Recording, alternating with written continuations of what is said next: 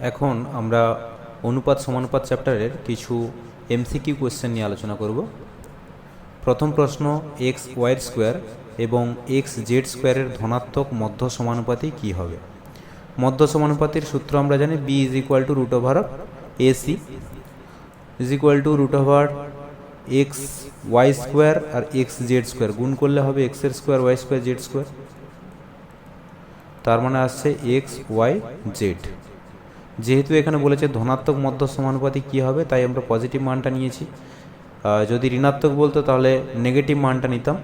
এক্ষেত্রে আমাদের একটা জিনিস খেয়াল রাখতে হবে, যেটা থিওরি পার্ট পড়ানোর সময় বলা হয়েছিল, যে বির মান পজিটিভ হবে কখন না, যদি এ এবং সি দুজনেই পজিটিভ হয়, এবং বির মান নেগেটিভ হবে কখন না, যদি এ এবং সি অর্থাৎ প্রান্তীয় পদ দুটি দুজনেই নেগেটিভ হয়। আর যদি কোনো একটা পজিটিভ কোনো একটা নেগেটিভ প্রান্তীয় পদ দুটি যদি এমন হয়, তাহলে সেক্ষেত্রে বির মান অসংজ্ঞাত হবে। নেক্সট প্রবলেম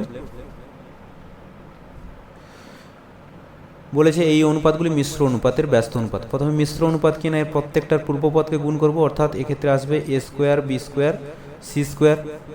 আর উত্তর পদগুলি যদি গুণ করি তাহলে লবগুলো গুণ করলে আসবে, দেখো A square B square C square আসবে, বাই হর আসবে এ বি সি, তাই উত্তর হবে এ বি সি। তাহলে A square B square C square is to A B C দিয়ে দুটো পদকে যদি ক্যান্সেল করি তাহলে সেক্ষেত্রে আসবে এদিকে একটা এ বি সি পড়ে থাকবে না, ইস টু ওয়ান, তাহলে A B C is to one হবে আমাদের অ্যান্সার। পরের প্রশ্ন, একটি বাক্সে 1 টাকা 2 টাকা এবং 5 টাকার মুদ্রার সংখ্যার অনুপাত বলছে M is to N is to P, তাহলে তাদের মূল্যের অনুপাত কত? মূল্যের অনুপাত কি হবে না, আমাদের সংখ্যার অনুপাতের সঙ্গে আমরা তাদের মূল্যকে গুণ করে দেবো, অর্থাৎ M into 1 is to 2 into N অর্থাৎ 2n, এটা 1 আর রাখার দরকার নেই, 2n ইস টু 5p, তাহলে M is to 2n is to 5p, 1 নম্বর হবে অ্যান্সার। এর তৃতীয় সমানুপাতিটি হলো, তৃতীয় সমানুপাতি কী হয় না, বি স্কোয়ার বাই এ, অর্থাৎ এক্ষেত্রে আসবে 36 স্কোয়ার বাই 16, অর্থাৎ 36 ইন্টু 36 বাই 16, 4 9 36, 4 4 9 36, 9 আসছে 81। A is to B, B is to C, C is to D যদি এত হয় তাহলে এ ইস টু ডি কত হবে? আমরা ভগ্নাংশ আকারে লিখে দেবো যে A by B, sorry capital হবে, A by B is equal to 2/3, B by C is equal to 5/8, আর C by D is equal to 6/7।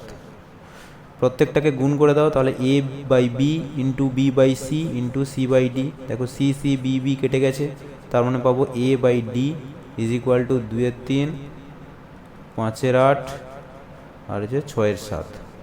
কাটাকাটি করে দাও, একদিকটায় 2 4 8, 3 2 6, 2 2, অর্থাৎ নিচে থাকছে 7 আর 2 14, আর উপরে থাকছে 5, 5/14, অর্থাৎ অপশান ডি হবে অ্যান্সার।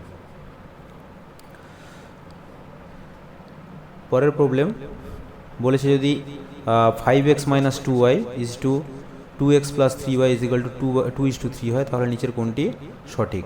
অর্থাৎ আমরা লিখবো এরকম যে 5x minus 2y by 2x plus 3y is equal to 2/3, কোনাকুনি গুণ করে দেওয়ার পরে আমরা এক্সের একটা সম্পর্ক পেয়ে যাবো, এক্স এবং ওয়াইয়ের। এক্স ইস টু ওয়াই বলছে 3 ইস টু 4 এবং এক্স মাইনাস ওয়াই বলছে 5, তাহলে বলছে এক্স প্লাস 2y মান কত? আমরা এক্ষেত্রে এক্সকে এবং ওয়াইকে আমরা যথাক্রমে 3a আর 4a ধরে নিতে পারি, তাহলে X minus Y is equal to কত হচ্ছে না 3a মাইনাস 4a, অর্থাৎ minus A is equal to 5, বা এ ইজ ইকুয়াল টু পাচ্ছি কত -5।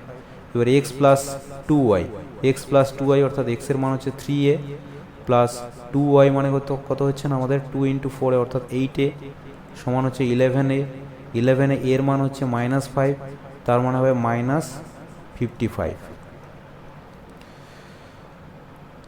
এটা একই রকম অঙ্ক, নিজেরা করবে 6 দাগের মতোই। এবার বলছে এই অনুপাতের উভয় পদ থেকে যে সংখ্যাটি বিয়োগ করলে অনুপাতটির মান এত হয়, আমরা ধরে নেব যে এক্স বিয়োগ করলে হয়, তাহলে 11 minus X by 17 minus X is equal to 3/5, বা আমরা এখান থেকে পাচ্ছি 55 minus 5x is equal to 51 minus 3x, বা আমরা এখান থেকে পাচ্ছি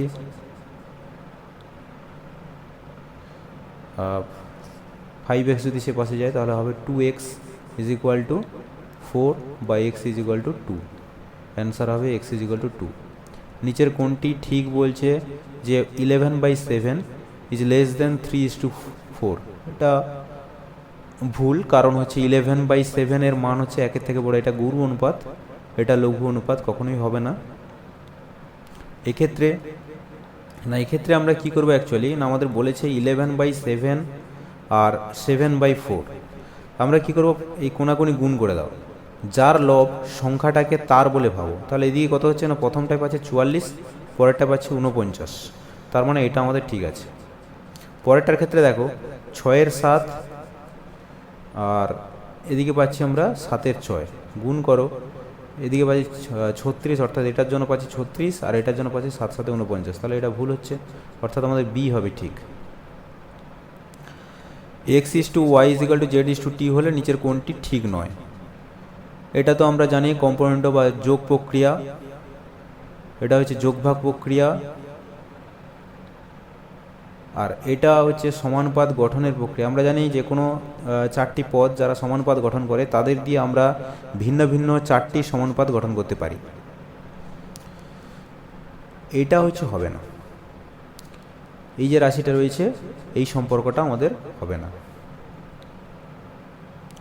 পরের প্রশ্ন বলছে দুটি সংখ্যার অনুপাত 2:3, তাদের গসাগু 4।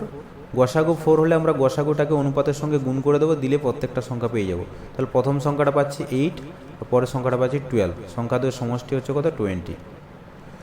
দুটি সংখ্যার অনুপাত তাদের লসাগু বলেছে, এত সংখ্যা দুটির অন্তর্গত। লসাগু যখন বলবে তখন আমরা কি করব, না দেখো সংখ্যা দুটোর গসাগু যদি x হয় তাহলে লসাগু কি হবে, না 4 × 9 × x। কারণ দেখো সংখ্যা দুটি কী কী, 4x আর 9x, যদি গসাগু x হয় তাদের যদি আমরা লসাগু নির্ণয় করি তাহলে x কমন চলে যাবে, তাহলে 4 × 9 × x হবে অ্যান্সার, অর্থাৎ 9×4 = 36 × x।